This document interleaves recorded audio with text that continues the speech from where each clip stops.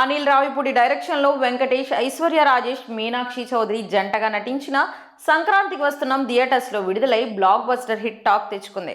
ఈ సంక్రాంతి విన్నర్గా నిలిచింది. అయితే ఈ సినిమాలో నటించిన అన్ని పాత్రలు ఒక లెక్క అయితే చిన్నరాజు కొడుకు బుల్లిరాజు పాత్ర మరో ఎత్తు. ఫస్ట్ హాఫ్ విక్టరీలో సగభాగం ఈ బొడ్డోడిదే అంటే అతిశయోక్తి లేదు.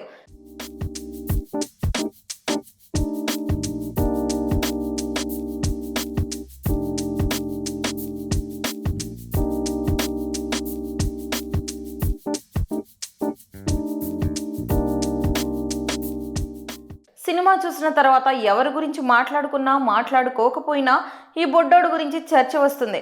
ఏదైనా ఒక సినిమాకి బ్లాక్ బస్టర్ హిట్ టాక్ వచ్చినప్పుడు హీరో గురించో డైరెక్టర్ గురించో మాట్లాడుకుంటూ ఉంటారు. కానీ ఈ మూవీలో వాళ్ళని కాదని మరో క్యారెక్టర్ గురించి మాట్లాడుకోవడం, అబ్బబ్బా ఏం చేశాడరా అని చెప్తున్నారంటే ఆ బుడతడి యాక్టింగ్కి మంచి మార్కులు వేసినట్టే అని చెప్పాలి. ఈ బుడ్డోడు స్క్రీన్ పై కనిపించిన ప్రతిసారి గొల్లున నవ్వడానికి రెడీగా ఉండాలరోయ్ అన్నట్టు చేశాడు. ఆ గొల్లున నవ్వుల్లో పిల్లలు ఓటీటీ బూతుల వల్ల ఎలా చెడిపోతున్నారని చక్కని సందేశాన్ని ఫన్నీగా చూపించారు.